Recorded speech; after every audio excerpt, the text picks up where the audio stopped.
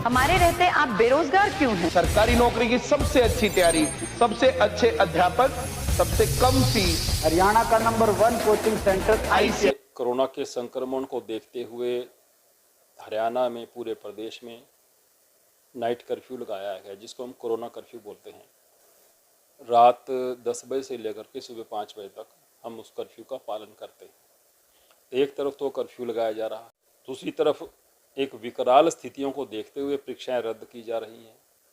और अगर ये जो मैं आपके चैनल के माध्यम से सुन रहा हूँ कि ऐसा कोई ट्रेड फेयर सिरसा में लगने वाला है, तो निश्चित रूप से उस ट्रेड फेयर के अंदर जो लोग जाएंगे उनमें बहुत बड़ा हिस्सा इन बच्चों का ही होगा, चाहे बच्चे हों चाहे बड़े हों।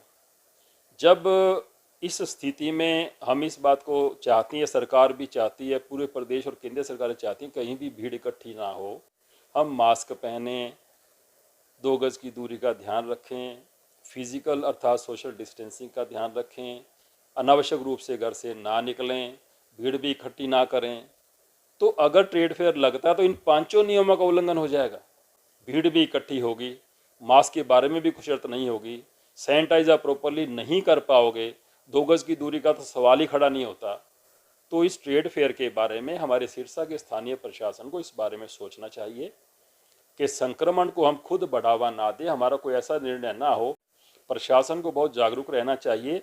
और मैं आपके चैनल के माध्यम से प्रशासन से निवेदन करूंगा कि अगर ऐसा कोई ट्रेड फेयर लगने वाला है उसके बारे में उचित संज्ञान लिया जाए, उसको अनुमति देने बारे में एक अच्छे से विचार किया जाना चाहिए।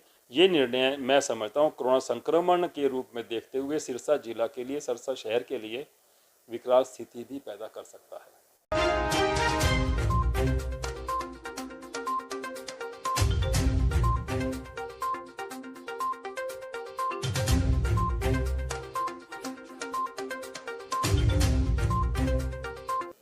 परमिशन मिलने के बाद ही ये सामान वगैरह जो लगाना शुरू किया था। अलग अलग जगह से आए हुए हैं, कोई सहारनपुर से आया, कोई लखनऊ से आया, कोई दिल्ली से आया, कोई मेरठ से आया, यहाँ तक कि बंगाल से, असम से लेबर वगैरह हमारी। मैं पंजाब से हूँ, हमारे पवन भाई साहब जी फतेहाबाद से हैं। और बहुत अलग अलग जगह से आए हुए हैं जी, लुधियाना से, दिल्ली से। 40-50 स्टॉल वाले होते हैं, 40-50 लेबर होती है, 100-150 आदमी का रोजगार बंधा हुआ है मेले से। तो हमने परमिशन माननीय एसडीएम साहब ने दी थी, तो सामान लगाया था। अब हमारे तो कुछ समझ में नहीं आ रही कि मेला चलने से पहले ही परमिशन साहब ने कैंसिल क्यों कर दी। क्योंकि ऐसा नहीं जी, जो सोचने का हमारे दिल में तो ये होता है कि अगर कोई कोविड की हमें जो भी दिशा निर्देश दिए गए थे तो हमने पालना करनी थी। आप देख ही रहे, हम तो सैनिटाइजर वगैरह और मास्क वगैरह का हमारा पूरा प्रबंध होता है जी, साथ लेके चलते हैं।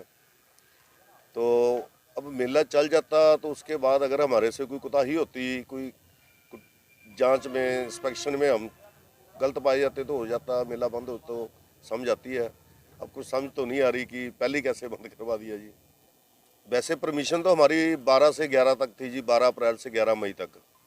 लेकिन कुछ 2-4 दिन मतलब फिटिंग में भी लग जाते हैं। तो हमारी इच्छा थी कि 17 तारीख से चलाएंगे, लेकिन फिर जब कल पता चला कि परमिशन का चक्कर पड़ गया तो फिर हमने एक बार काम रुकवा दिया है। अब हमारे पास परमिशन की कॉपी भी है, जो कैंसिलेशन हुई उसकी कॉपी भी है। तो यही है ना जी, हमें तो अगर ऐसा पहले बोला होता तो हम तो आते ही ना, शुरू ना करते जी। अब शुरू कर लिया तो कुछ का कोई हमारा कुछ हल निकल जाए।